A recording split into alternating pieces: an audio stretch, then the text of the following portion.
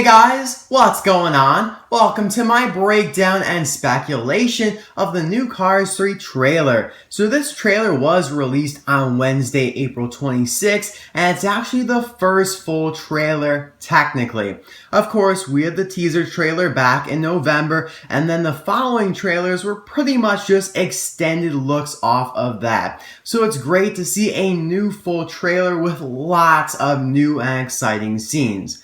Alright, let's break it down now. I'll only be talking about the new scenes that we haven't seen before, which is pretty much the majority of the trailer. So it starts off with a view of the Florida 500 race stadium. It looks super modern and just awesome. And to me, it looks like it could be in Miami because of the water. That definitely seems like the Atlantic Ocean and reminded me a lot of Puerto Corsa with all the boats and whatnot. Now, throughout this, Sterling, a new character in Cars 3, voiced by Nathan Fillion, is doing a voiceover talking to McQueen about how insanely popular and rich he can become. I really like seeing all of the McQueen products. That was definitely cool. Lightning McGrill, Mr. McLean, and a lot more. Really interesting stuff. So McQueen is kind of confused at what Sterling is talking about. Sterling goes on to explain that every time he loses a race, his reputation is hurt, which basically is his legacy, like Sterling says. So basically, Sterling doesn't want him to continue racing because McQueen can't win enough to maintain his reputation and keep it high enough. Sterling wants McQueen to retire and become famous and rich through doing movies and commercials. So that's pretty much a summary of what he said, if you guys were kind of confused about that. I think Sterling may be somewhat of a villain just because of his absolutely insane greed for money. While he's talking about that, we see the most extended look yet of Mcqueen's Crash. He's tumbling on the ground, sliding. Very sad to see, actually. We do get to see Tim Treadless, who is the next-gen Nitro racer, as McQueen flies through the air. He actually looks kind of sad that McQueen crashed, which is a little surprising because it seems like all of the next-gen racers are in it for themselves and don't really care about other racers. But Tim did look pretty sad, or at least surprised. Now, I want to take a second to go through Sterling's office. So there's actually quite a few things in here. We see a Maserati logo on a glass thing that he has, and what looks to be a picture of Miles Axelrod and Roger, the space shuttle from Moon Mater. So that's absolutely awesome and crazy too at the same time. I don't think we'll see either of those in the movie, like actually materialistic, just, in pictures from what we're talking about now. But they're certainly cool Easter eggs. And if you guys don't remember, Miles Axelrod was the big secret villain from Cars 2 who had a big greed for money as well. Just like Sterling. But anyway, we see an aerial view of emergency vehicles rushing out to the site of McQueen's Crash. Mater, Sally, Luigi, and Guido are there too, looking pretty sad, which is to be expected, of course. There's also a commentator who says, "We can only hope that this race today wasn't his last." So I personally think that this is just a random announcer, but some have speculated that it is Chick Hicks, because we now know that in Cars 3 he will be an RSN announcer. So it is possible. I don't think it sounds like the Cars 1 Michael Keaton Chick Hicks, but in Cars 3 he's not being voiced by Michael Keaton anymore. Bob Peterson is actually taking over the role for unknown reasons. But that definitely makes it possible for there to be a voice change because, like I said, I don't think it sounds like Keaton, and therefore I don't think it sounds like Chick Hicks. But, we do know that Bob Peterson has done a lot of roles in the past with a variety of different voices. Like, he's known for changing his voice a lot. So what I'm trying to say here is that it doesn't sound like Chick Hicks from Cars 1, but we know that Bob Peterson has taken over the role, so there could be a voice change, but still, I think Bob Peterson will be able to imitate Keaton pretty well. Hopefully that all made sense. That was like a minute-long explanation. But anyway, we have Sally check up on McQueen after his crash. He's in his rebuilt gray primer paint job inside Doc's old garage. I was definitely happy to see Sally back. McQueen then talks about how he can't do the same tricks that he was able to do to win before. With the next gen racers, he doesn't have any advantages over them like he did, in the past. So he's pretty depressed because it seems like he doesn't know what to do. Like he's thinking, I can't beat them, so maybe I shouldn't be racing. I like the scene of Mac driving out of Radiator Springs. Very, very awesome to see. Is it just me, or does it look like the mountains in the background are covered in snow? This would make sense because we know that in the Cars 3 video game, there is a snow track. Fillmore then appears and says, "It's futile to resist change, man." Now, I already talked about this in my video on a Cars 3 TV spot because it originally debuted there. Link to that will be in the description below if you're interested, but I'll briefly talk about it again. Of course, we do see Flo, Red, and Sarge alongside Fillmore.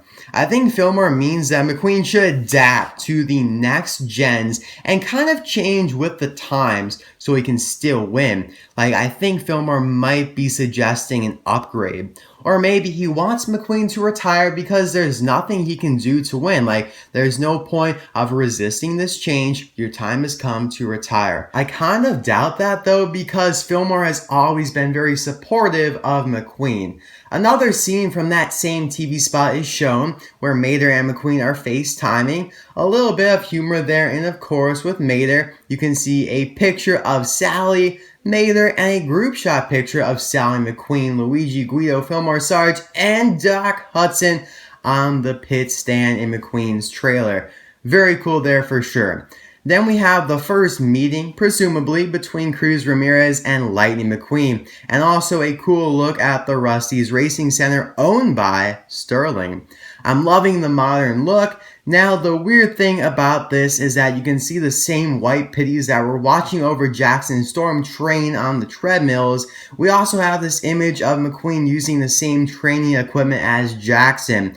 That's not from the trailer though. So why does Jackson train at the Rust-Eze Racing Center? That seems kind of strange as to why they're sharing facilities. That's just very weird, but I'm sure we'll find out in the movie, of course.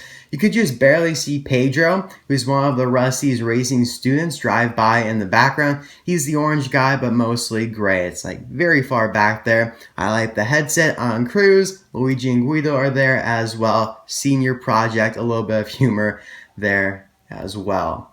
Up next, I personally love seeing Luigi back in action, starting off the race between Cruz and McQueen. It reminded me of when he started the race between Doc and McQueen in Cars 1. The Beach Ate Me scene with Cruz was pretty funny as well. It definitely, brings up the trailer after all the negativity around your racing days are coming to an end from Sterling and the extensive look at his crash. And then it shows Cruz, it really shows her easygoing mindset. Then we have Jackson Storm practicing at the Florida 500, most likely before the race actually takes place. Now this is after he already won a Piston Cup. They're talking about a new record that he set. The yellow rookie stripes on his back are gone, so that definitely is an indicator that, it confirms that Cars 3 will take place over at least a couple racing seasons. You can also see Jackson Storm's team to the left as he races by. McQueen is then confronted upon arrival at a race by media asking him about what he thinks of Jackson and his new fast records. It reminds me so much of the Cars 1 scenes when he comes out of Mac and is confronted by reporters, like at the beginning of Cars 1 and toward the end as well. He definitely isn't as sure of himself in this movie as in Cars 1. Like I remember at the beginning of Cars 1 when he comes out of the trailer, he's like, ka-chow, ka-chow. And now he's like all sad because everyone's asking him pretty much, are you going to retire? And you can see the Trunk Fresh and Blinker stock car racers as Jackson passes them. McQueen then goes into a dialogue about it's his last chance and how he may never be able to race again if he loses. He's super frustrated, and that probably comes from Sterling wanting him to quit, at least a little bit of the frustration. It was cool seeing the Demolition Derby in action. Cruz is frightened and McQueen is trying to help her out. This is actually from the Road to the Races event sneak peek that I talked about in a video recently. Link will be down below if you want to check it out. Moving on, it was great to see Sheriff back. He and Mater are helping McQueen train at Willie's Butte, seeing his fastest speed. It showed 196 on the speed sign, which I believe is only 2 under his max speed of 198. I'm pretty sure about that. Okay, so this is when the trailer gets insanely good. McQueen is at the racing center looking at the huge 95 statue, and Rusty and Dusty pull up from the right side. They're kind of hard to see, but they are there for sure. If you don't remember them from Cars 1, they're the owners of Rust-Eze, or at least they were. They were always there supporting McQueen, so I'm super happy to see them back, but unfortunately the actor for Rusty, Ray Magliosi, passed away. Very unfortunate there. Anyway though, McQueen watches Cal Weathers drive away in his hauler. This is probably when Cal retires after a loss to Jackson Storm or something like that. McQueen looks devastated because it's his friend, and we know that Cal has to retire at some point, so Cruz Ramirez can take over as the Dinoco Racer eventually. Also, I think we can see Jackson Storm's hauler on McQueen's left side. Whatever it is though, it looks super sleek and futuristic. And I talked a lot about this in my review of Jackson Storm's semi-cab, Gail Buford, so if you want to check that out, the link will be in the description. Throughout those clips, we heard Sally talking about how McQueen has the chance. He has the opportunity to race, so he should just go out there and do his best. He shouldn't fear failure. I really like that because I definitely agree. It relates to the idea that the only thing we have to fear is fear itself, and I totally agree with that philosophy. So that's awesome, and it shows to me that Sally will have a bigger role in this movie than she did in Cars 2. Up next, we have another voiceover. This one is from Cruz Ramirez talking about how she was always a big fan of McQueen. She watched him fly through the air, and then you see a flashback to Cars 1 when he does just that. I love seeing the scene return. Not sure if it will be in the movie or if it was only in the trailer to emphasize her voiceover, but it was very nostalgic for me. Cruz seems to be rather insecure about her abilities because she talks about not knowing what it feels like to have no fear. As we saw in the Derby scene, she's scared of that. Now, I do think that McQueen and Cruz will help each other in different aspects of racing and also in confidence building. So I think that will be a great relationship between the two of them. I don't think it's a situation where Cruz will be the only one helping. I think that they'll help each other. And then we see McQueen after he revealed himself at the Demolition Derby for everyone to see. This is probably where the kid screams, "Lightning!" It just fits in because everyone is so surprised it's him. You can see their faces in the stands. They thought he was some random Chester Whipple filter like he presented himself to be. And also his back tire is popped. And if you want to know why it's popped, check out my Road to the Races video. I explain it there. But I don't want to say any spoilers to that in this video. This is strictly the trailer speculation. We get our first animated look at Smokey, the orange pickup truck, talking about how McQueen can't be faster than Jackson Storm, but he can be smarter. Now, Smokey was Doc Hudson's coach, I believe, and so he's going to help McQueen out a bit as well. You can see a Doc Hudson billboard on the left side. Very cool, and that is at Thomasville, the speedway where Doc Hudson most likely crashed and where he won a lot of his races. I like seeing McQueen ahead of Storm for once in this other scene here, but that didn't last long, unfortunately. I think that's actually pretty early on in the movie because McQueen has that new Rust-Eze paint job, and I think toward the end of the movie, he'll get the Rust-Eze paint job that we see when he's looking at the 95 statue. Up next, McQueen and Cruz are training with the tractors or something. Again, so happy to see tractors return from Cars 1. Maybe there will be a tractor tipping scene with Mater or Cruz like in Cars 1. I'd really enjoy that. I don't know why they're racing with the tractors though. Oh my gosh, maybe they're running from Frank. Just imagine how awesome it'd be to see Frank come back. But anyway, McQueen and Cruz are racing at the Thomasville Speedway, which is Doc Hudson's old track like I just mentioned. McQueen is actually doing the turn right to go left trick that Doc Hudson taught him. McQueen says racing is the reward, not the stuff. This seems to be in response to Sterling's strive toward wealth and everything like that. McQueen does not want the materialistic stuff and money. He just enjoys racing. It's as simple as that for him. Up next, Natalie Certain, who's a new character for Cars 3, comes on and says Storm's chances of winning are 95.2%.